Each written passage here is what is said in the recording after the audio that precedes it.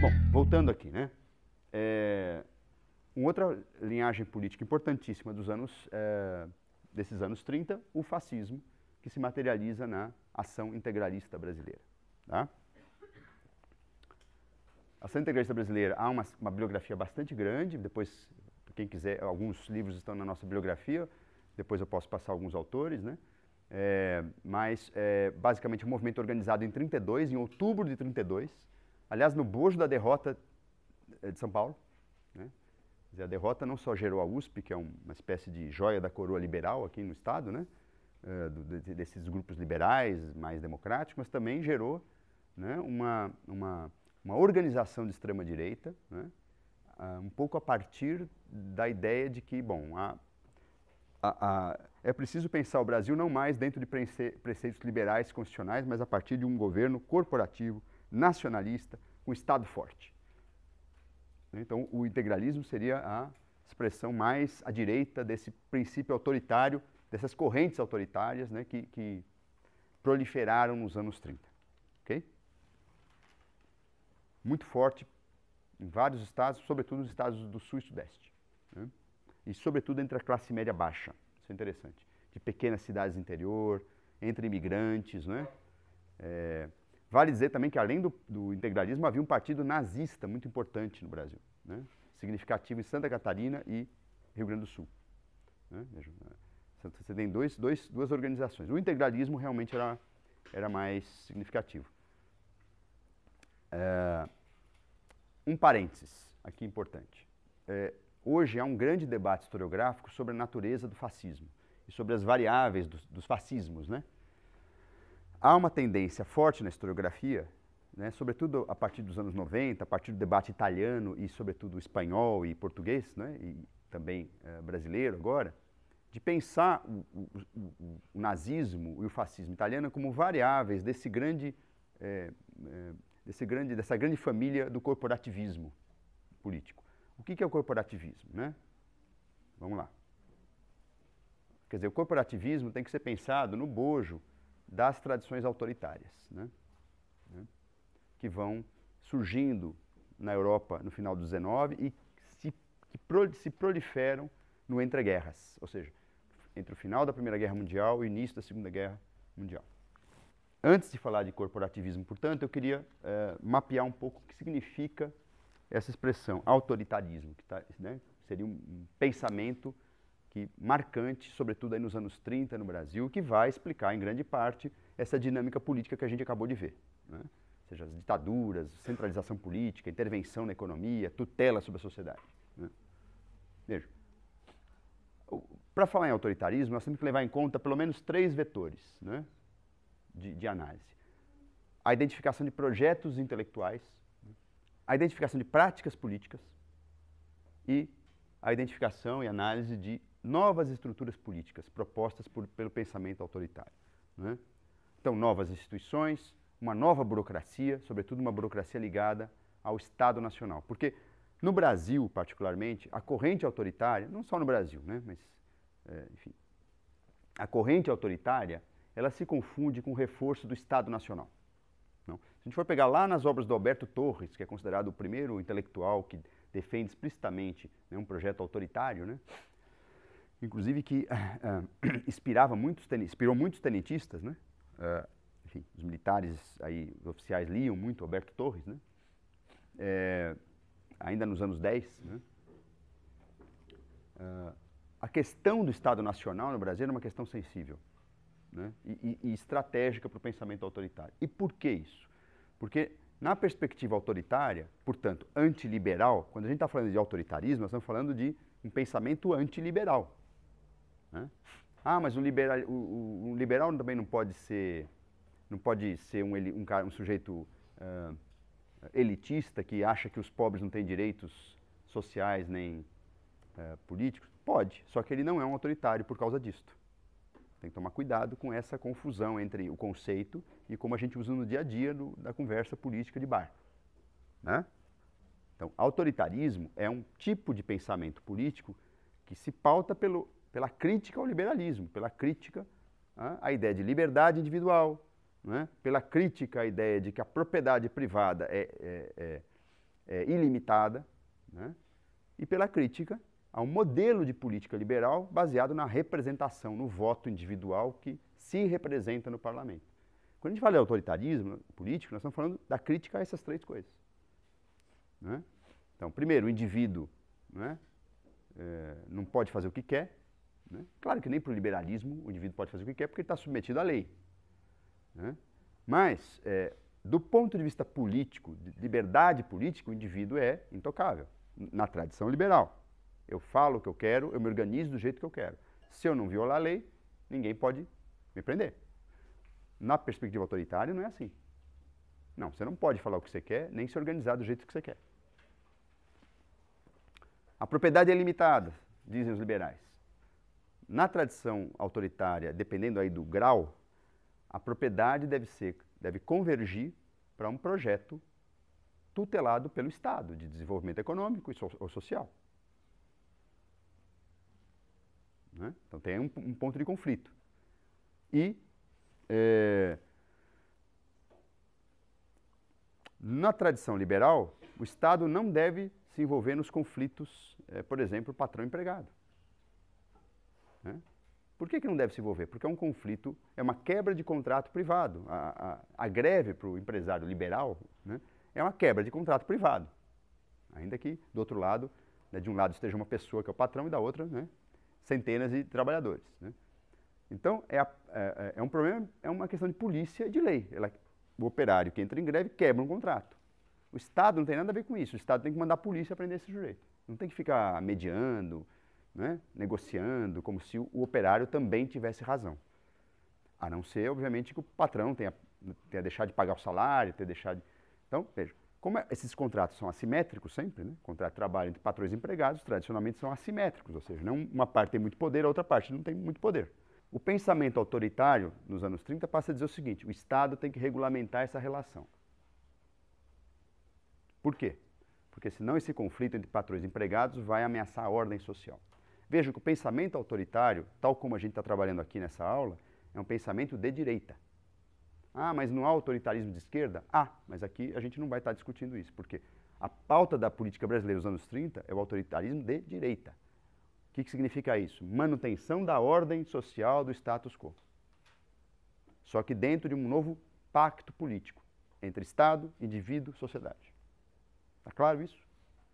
Então não estamos aqui, né, pensando no autoritarismo lato sensu.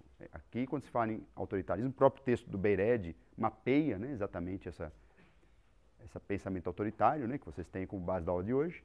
Né, é um autoritarismo de direita, portanto, conservador. Ou seja, ele quer mudar, né, o jogo político, quer mudar a estrutura de Estado, mas para manter a ordem social, inclusive as suas hierarquias básicas. Ninguém está...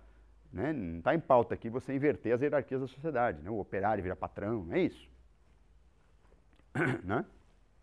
Muito menos está em jogo aqui uma socialização, né, da propriedade privada. O autoritarismo de direita não pensa nisso, não está pensando nisso. Né? A propriedade privada ela é garantida, só que ela tem que estar canalizada em função de um planejamento econômico nacional. É claro que isso né, é o discurso ideal. Muitas vezes isso não acontece na política de verdade. Né? Tá? Então, no Brasil, a mesma coisa. Então, nós temos que pensar projetos intelectuais, práticas políticas, criação de novas estruturas. Bom, há dois tipos, a historiografia, a ciência política, identificam dois tipos de autoritarismo no Brasil. Né?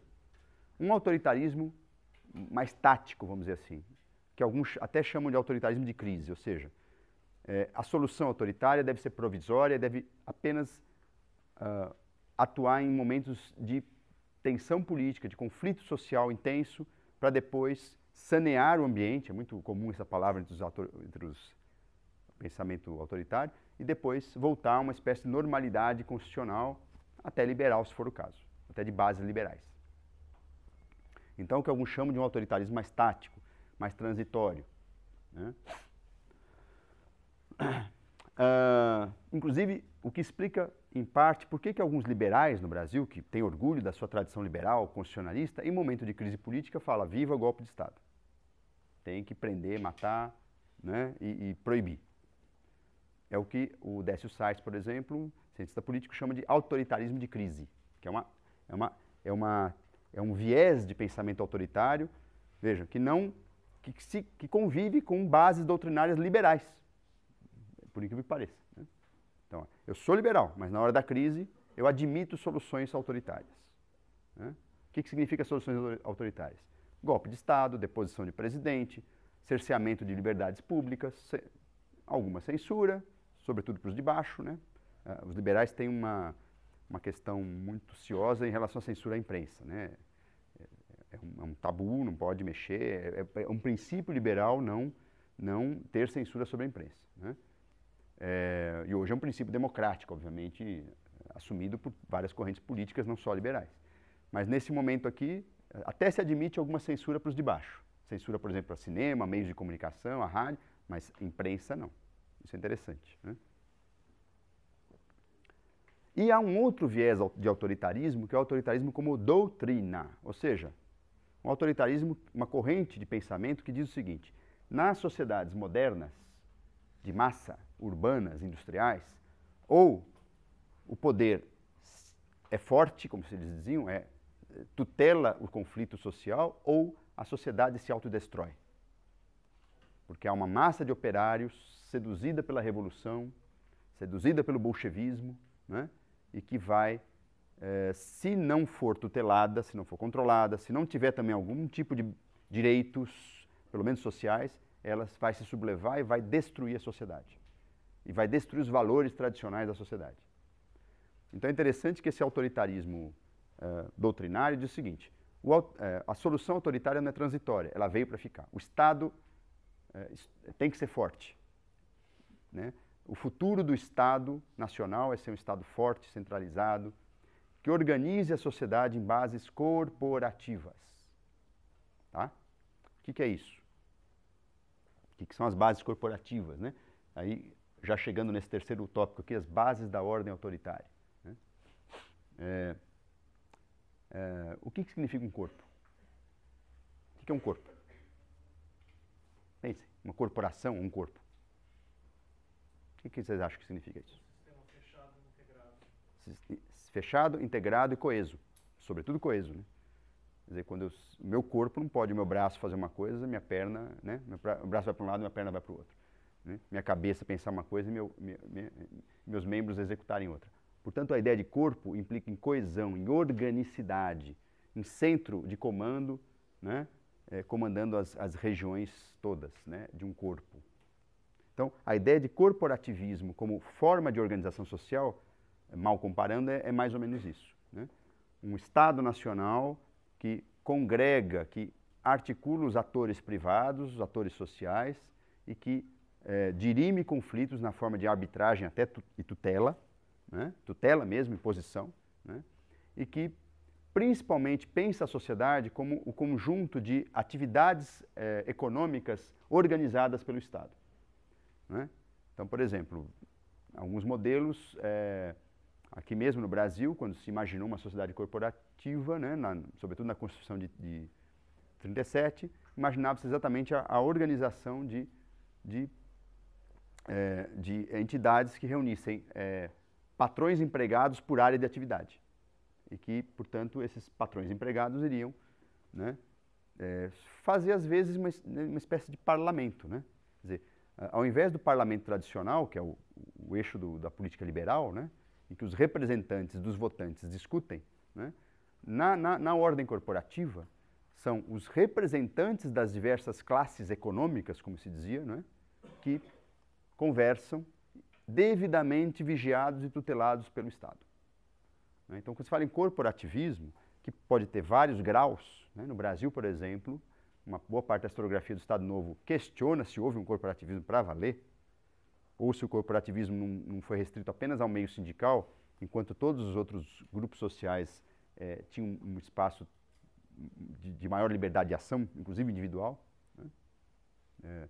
Tanto há um debate sobre o real efeito do corporativismo no Brasil, mas, de todo modo, enquanto projeto político, o corporativismo pressupõe, portanto, que o Estado controle, né, o corpo social e organize esse corpo por atividades econômicas, né, portanto, por representantes desses grupos. Então, o operariado da indústria metalúrgica teria lá uma câmara junto com os seus patrões, os camponeses outra, os operários da indústria têxtil outra. Então, tudo isso junto e coordenado e tutelado e vigiado, obviamente, pelo Estado, né, faria com que a sociedade, a economia e as relações político-sociais funcionassem de maneira harmônica.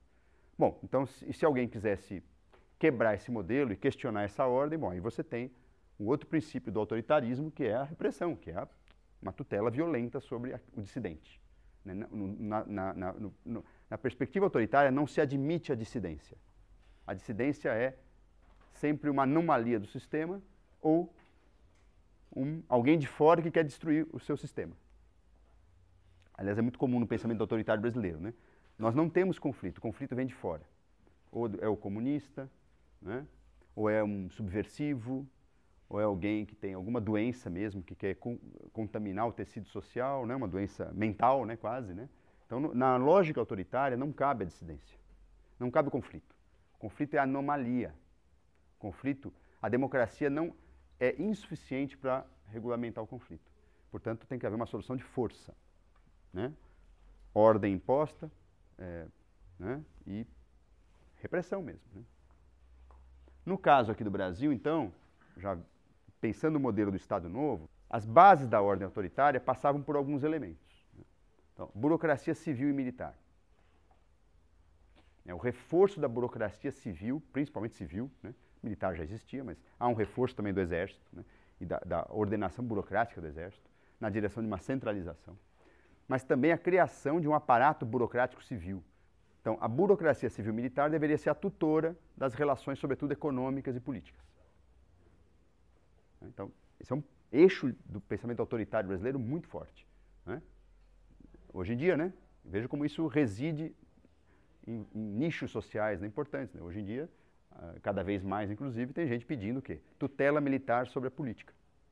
Supostamente porque os militares não seriam corruptos, né? Porque os civis são incompetentes, porque a democracia é imperfeita. Isso é um resquício do pensamento autoritário.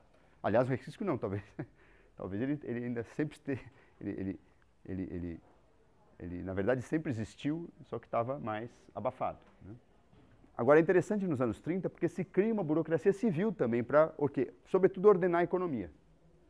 A criação de órgãos técnicos reguladores ao longo da era Vargas é muito grande, né? Muito grande. Não estou falando de empresas estatais apenas, estou falando de órgãos técnicos que vão regular, né? Desde patrimônio histórico até produção do café, passando por mobilização industrial, né? Então, se vocês pegarem vários órgãos importantes do Estado brasileiro, inclusive, sofisticados, com produção técnica sofisticada, IBGE, por exemplo, criação dos anos 30. Né? Corporativismo, que eu já falei para vocês, é um elemento importante, ou seja, a sociedade deve ser organizada, né, de maneira verticalizada e realizando uma espécie de concertação de patrões empregados por áreas e atividades, tuteladas pelo Estado. No Brasil, para dizer a verdade, o modelo corporativista mais claro é o modelo de sindicato, modelo sindical. A rigor, o único espaço da sociedade brasileira que houve um corporativismo para valer. Ou seja, né, qual que é o modelo sindical brasileiro? Claro que hoje em dia está mais, né, flexibilizado, mas qual que é o modelo sindical que é gestado nos anos 30 e se materializa na CLT? Você sabe? Como é que foi? Qual que é o modelo sindical? Como é que é organizado o sindicato no Brasil?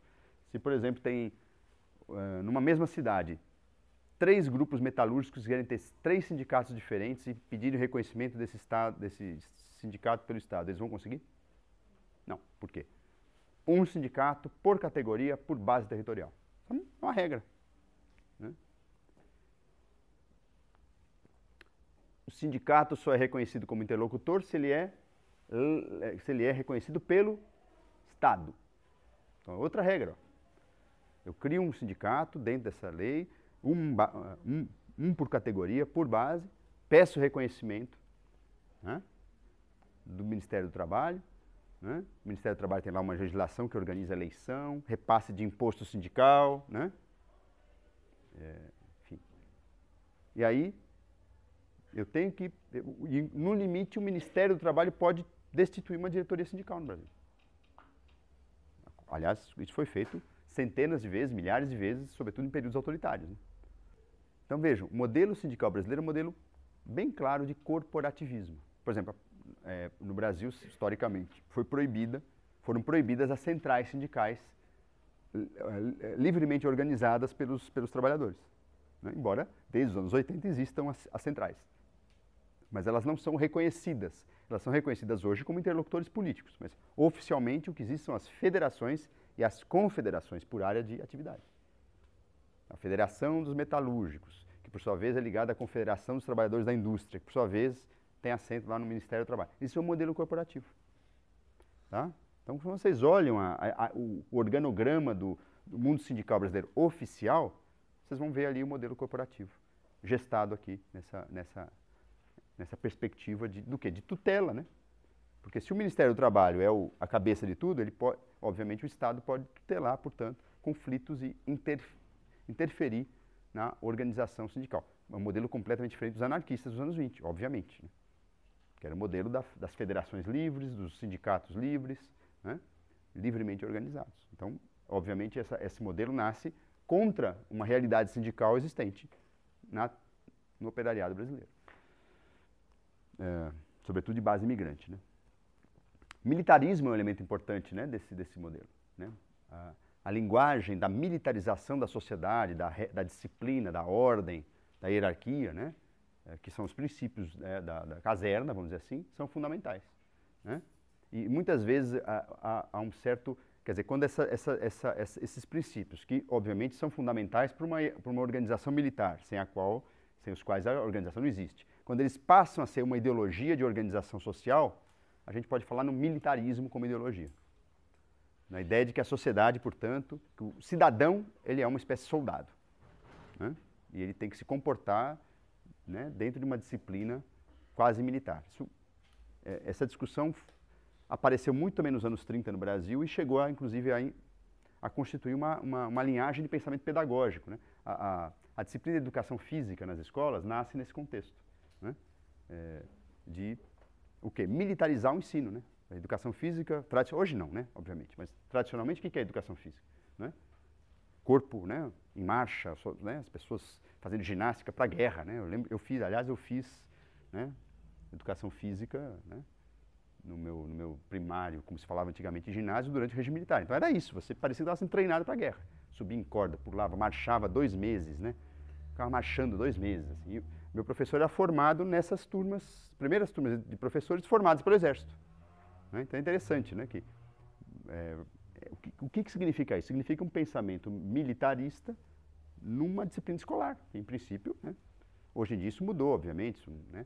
Educação física tem outras perspectivas teóricas, mas nos anos 60, 70, a educação física era pensada como disciplinar seu corpo para o combate e para a produção, né? Para a disciplina, para a ordem, né? Para você reagir a um comando, né? No Brasil também há um regime de presidente único. Esse é um trocadilho que se faz com essa ideia de partido único, né?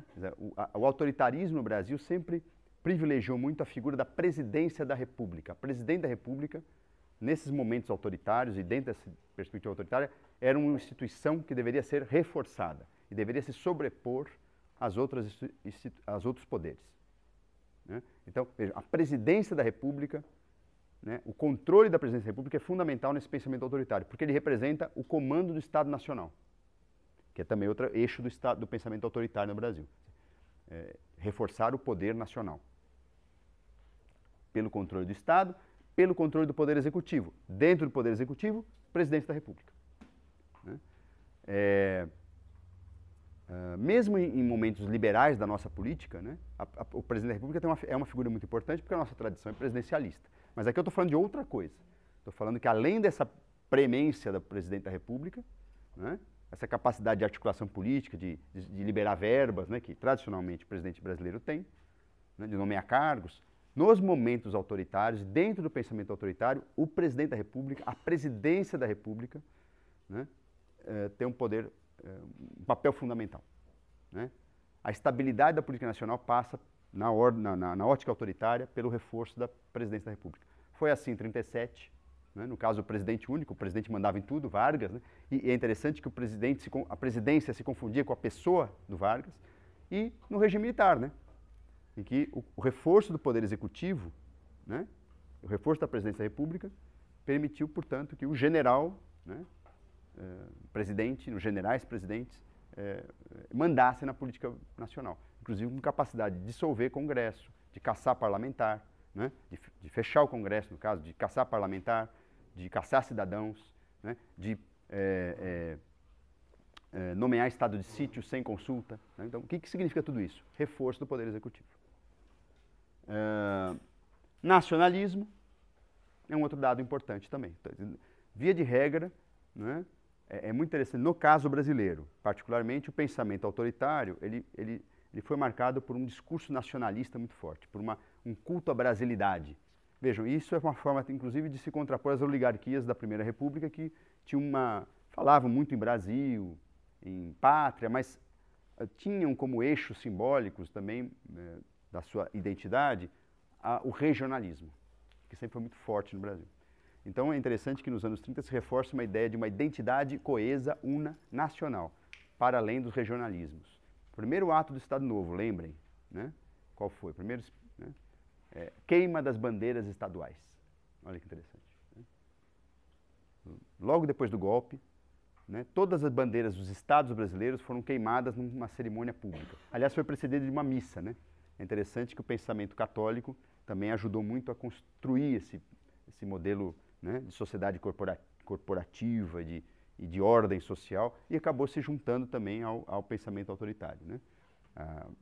Havia uma base católica conservadora muito forte por trás desse pensamento autoritário. Né?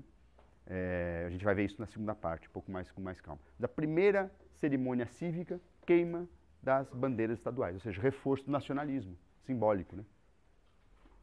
Né? Então, as bandeiras estaduais foram proibidas durante o Estado Novo. Vejam que a questão, portanto, era o combate ao federalismo, combate a essas forças centrífugas marcadas, né, marcadamente oligárquicas, marcadamente ancoradas nos estados. Isso o Estado Novo tentou combater. Repito, isso não significa o fim do poder de fato das oligarquias, mas um rearranjo simbólico e político da sua função na história do Brasil.